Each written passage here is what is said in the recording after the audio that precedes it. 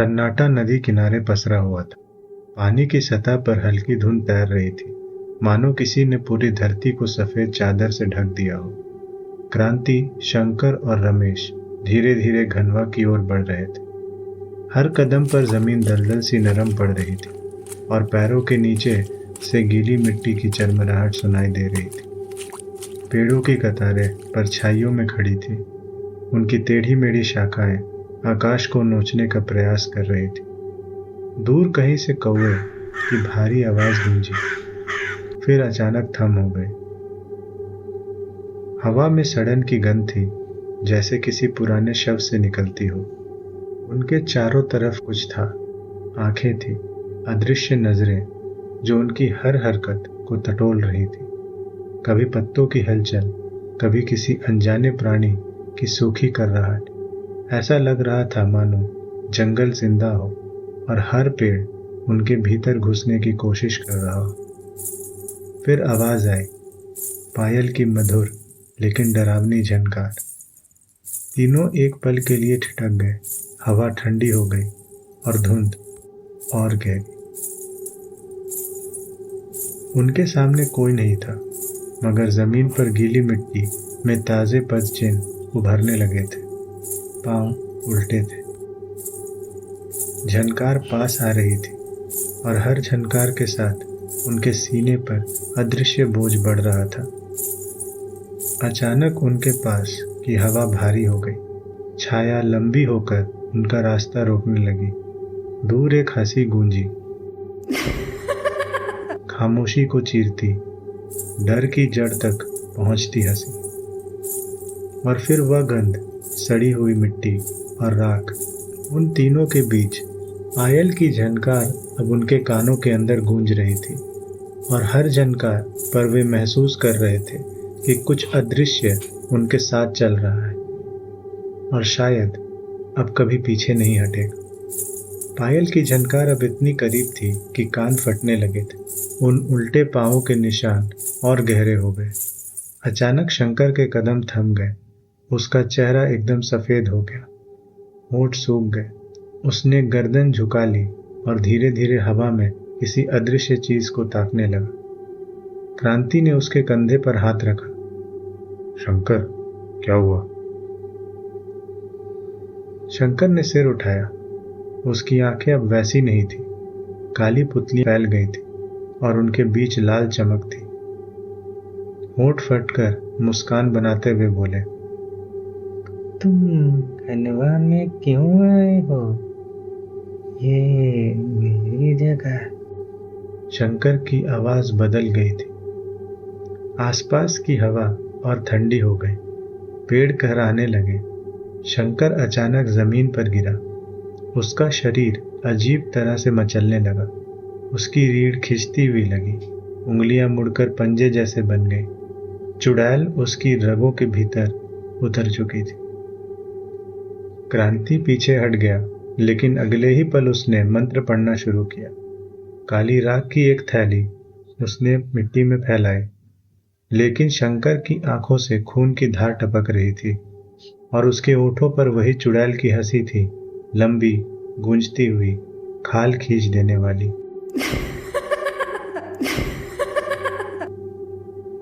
तू मुझे नहीं रोक सकता क्रांति। शंकर की आवाज में चुड़ैल का स्वर गूंज रहा था। उसके हाथों में अकल्पनीय ताकत थी। उसने झपट्टा मारा और क्रांति को पकड़ लिया।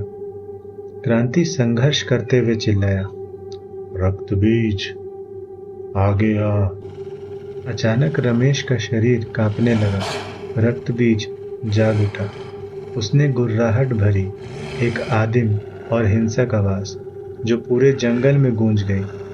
उसकी परछाई बड़ी होकर विकराल रूप लेने लगी। रक्त बीज शंकर के सामने आया और सीधे उसकी आंखों में देखा। उसकी गुर्राहट इतनी डरावनी थी कि हवा की परतें भी कांप गई। जमीन पर दरारें पड़ने लगी। शंकर का शरीर झटकने लगा। उसकी गर्दन पीछे मुड़ गई और आंखें सफेद हो गई। चुड़ैल चीखी, एक ऐसी चीख जिसने सारे जंगल को हिला दिया। अचानक एक काली धुंध उसके मुंह से निकलकर हवा में विलीन हो गई। शंकर जमीन पर गिर पड़ा और उसकी सांसें टूट रही थी। क्रांति ने उसके माथे पर हाथ रखा और लंबी सांस ली। आज उसने हमें देख लिया है, अब यह घनवा हमें छोड़ने वाला नहीं। रक्त बीज की गुर्राहट के बाद जंगल में सन्नाटा छा गया। हवा फिर से भारी हो गई थी, लेकिन अब तीनों बिना कुछ बोले आगे बढ़ रहे थे। धुंध के पीछे से कच्ची पगडंडी निकली जो दूर एक गांव तक जाती थी। जैसे जैसे वो गांव के करीब पहुंचे, वातावरण और भी अजीब हो गया। हर घर टूटा हुआ, खिड़कियां अध खुली और दरवाजों के बाहर एक पुराना सफेद कपड़ा।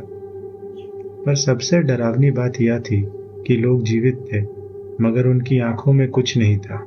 वे चलते फिरते थे, लेकिन उनके चेहरों पर कोई भाव नहीं था। उनकी नजरें खाली थीं, मानो आत्मा छोड़ चुकी हो। शंकर का दिल जोर जोर से धड़क रहा था।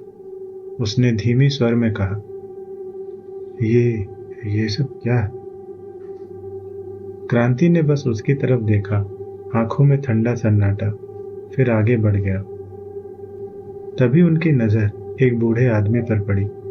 उसके माथे पर राख का मोटा लेप था और उसकी आंखों में एक अजीब चमक थी। वह सीधे क्रांति को देख रहा था। दोनों की नजरें मिली। हवा में एक अनकहा संवाद हुआ। 1 मिनट तक दोनों स्थिर खड़े रहे। धुंध उनके चारों ओर घूम रही थी, लेकिन उनमें कोई हरकत नहीं थी। फिर क्रांति ने अपनी निगाहें हटाई और बिना कुछ कहे आगे बढ़ गया। शंकर खुद को रोक नहीं पाया।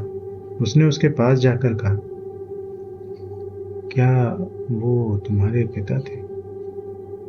क्रांति रुका। उसकी आवाज बिल्कुल ठंडी थी और स्थिर थी। वो थे जब वो जिंदा थे, अब वो सिर्फ एक शरीर है। मेरे पिता बहुत पहले मर चुके। शंकर वहीं ठिठक गया। उसकी रगों में ठंड दौड़ गई थी। उसने पहली बार महसूस किया कि इस आदमी के भीतर किस कदर लोहे की ताकत है। जहां वो खुद डर से बिखर रहा था, वही क्रांति के चेहरे पर कोई हलचल नहीं थी। कोई डर नहीं, सिर्फ नियंत्रण। शंकर ने मन ही मन सोचा, ये आदमी इंसान है या नहीं? क्रांति बिना पीछे आगे देखे बढ़ता गया। रक्त बीज उनके साथ था। उसकी आंखों में वही हिंसक चमक थी। गांव के लोग, वे बिना आवाज किए उन्हें देखते रह गए। उनके सूखे होंठ पर हल्की मुस्कान थी, मानो कोई रहस्य छुपा हो जो अगली रात बाहर आएगा। गांव के उस सुनसान रास्ते से होते हुए एक विशाल वृक्ष के सामने पहुंचे। उसकी जड़ें जमीन से बाहर निकली हुई थी। किसी मृत दैत्य के हाथ और तने पर लटकी थी एक पीतल की घंटी, काले धागों में बंधी हुई और सिक्कड़ से जकड़ी हुई। हवा स्थिर हो गई। पक्षियों की आवाज गायब, बस उस घंटी की धीमी आवाज जो बिना हवा के गूंज रही थी। क्रांति आगे बढ़ा। बिना एक पल गवाए उसने वृक्ष के सामने बैठकर अपनी कमर से लटका हुआ कपड़े को बैग खोला। उसमें राख, लाल चूर्ण, काले धागे और एक तांत्रिक ग्रंथ था। उसने सबको जमीन पर एक विशेष आकृति में सजाना शुरू किया। उसके चेहरे पर कोई डर नहीं था। अचानक जंगल से हुंकार उठी, इतनी लंबी और भयानक कि पेड़ कांप उठे। उसके बाद कई आवाजें, गुर्राहट, कर्राहट और फटी हुई चीखें। धुंध में आकृतियां हिलने लगी, काले साए जिनकी आंखें अंगारों से जल रही थी। उसने रक्त बीज की ओर देखा और आदेश दिया, वृत्त बनाओ, कोई इस रेखा के पार ना आ पाए। रक्त बीज की आंखों में लाल लपटें भड़क उठी। उसकी देह पर खून की नसें उभर आई थी। उसने जमीन पर अपने नाखूनों से एक अग्नि जैसी रेखा खींची और उसके चारों ओर घूमने लगा। हर कदम पर उसकी गुर्राहट गूंज रही थी। धुंध से निकले प्राणी उस वृत्त के आसपास आते और उसी पल रक्त बीज उनके सीने को चीर देता। खून की गंध फैल जाती। शंकर एक जगह खड़ा हो गया। उसकी सांसें तेज, आंखें भय से चौड़ी। उसने एक तरफ देखा रक्त बीज ने अभी अभी किसी काले साये की गर्दन तोड़ी थी। दूसरी तरफ क्रांति शांत बैठा था, मंत्र पढ़ते हुए, मानो उसके चारों ओर का हाहाकार उसका कुछ नहीं बिगाड़ सकता। मंत्रों की गूंज बढ़ी, पेड़ों की शाखाएं झूमने लगी, जमीन हिलने लगी और अचानक वृक्ष के तने से प्रकाश फूटा।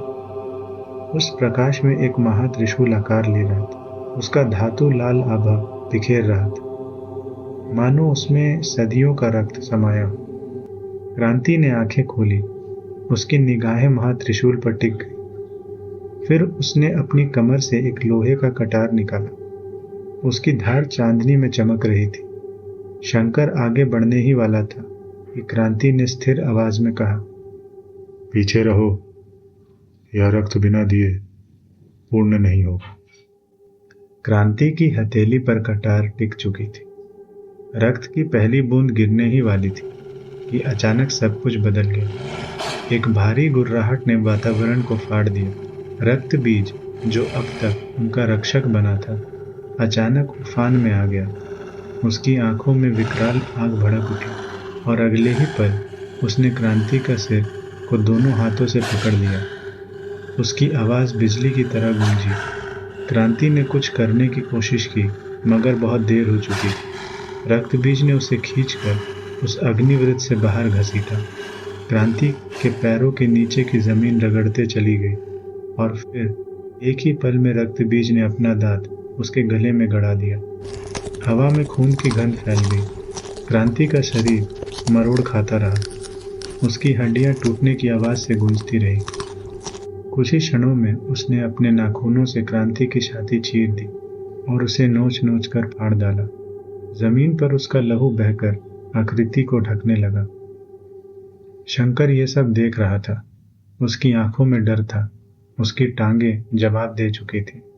वह घुटनों के बल गिर पड़ा, हाथों से चेहरा ढक लिया और उसकी सांसें टूटी हुई थी और गले से सिर्फ सिसकियां निकल रही थी। ये क्या हो रहा है? तभी वृक्ष के पीछे से एक छाया हिली। धुंध से दो पीली आंखें चमकती झांक रही थी।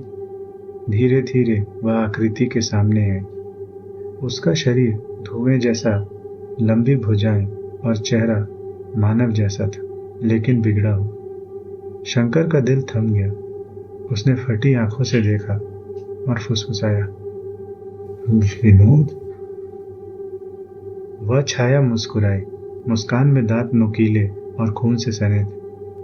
उसने एक ही हाथ से शंकर की गर्दन पकड़ ली और उसे हवा में उठा लिया। शंकर ने अपने पैरों को झटकने की कोशिश की, मगर पकड़ इतनी मजबूत थी कि उसकी सांसें रुकने लगी। फिर एक हड्डियों के टूटने वाली आवाज गूंजी। उसकी गर्दन टूट गई, पर असली डर अब भी बाकी था। शंकर का सिर उसके शरीर से अलग हो गया, मगर उसकी चेतना नहीं टूटी। उसकी आंखें खुली थी और वह सब देख रहा था। उसका शरीर जमीन पर पड़ा था, लेकिन उसका सिर विनोद के हाथ में था। विनोद ने उस सिर को पेड़ की शाखा से टांग दिया। फिर उसने रक्त बीज की ओर देखा। उसकी आंखें और पीली हो गई थी। आवाज गूंजती हुई, आग को शांत कर, वक्त आ गया। रक्तबीज ने अपने हाथ में अभी भी टपकते हुए खून को चाटा और धीरे से अग्निवृत्त की तरफ बढ़ने लगा। धुंध में घंटी झूल रही थी और उसकी आवाज अब मौत का गीत गा रही थी। रक्तबीज की आंखों में अब अजीब सी आग थी। उसने अपनी दहाड़ के बीच अपना ही हाथ काट डाला। उसकी नसों से उबलता हुआ रक्त बह निकला और जमीन में बने आकृति में गिरा। आकाश में बिजली चमकी, धरती हिल गई और फिर पूरा क्षितिज उजाले से भर गया। इतना तेज प्रकाश कि पेड़, पहाड़, नदी सब सफेद हो गए। फिर अचानक वही उजाला काला धुआं बनकर गायब हो गया। सन्नाटा, और उस सन्नाटे को चीरती भेड़ियों जैसी हूक जो जंगल में गूंज रही थी। एक नहीं, सैकड़ों। शंकर की आंखें अब भी शाखा पर लटके हुए सिर से यह सब देख रही थी। तभी विनोद ने उसकी तरफ देखा। उसके होंठ खुले, और उसकी आवाज धीमी मगर ऐसी कि हर दिशा में गूंजे। आखिरकार शाप टूट गया। शंकर की सूखी जीभ मुश्किल से हिली। तुम कौन हो? विनोद ने मुस्कुराते हुए उसकी ओर बढ़ते हुए कहा, खंडवा एक पिंजड़ा था, ऐसा पिंजड़ा जिससे हम कभी बाहर नहीं निकल सकते थे। सदियों से यह जमीन हमारे खून की प्यास में जकड़ी हुई थी, लेकिन आज वो कैद खत्म हो गया। उसकी आवाज और भारी हो गई। जानते हो क्यों?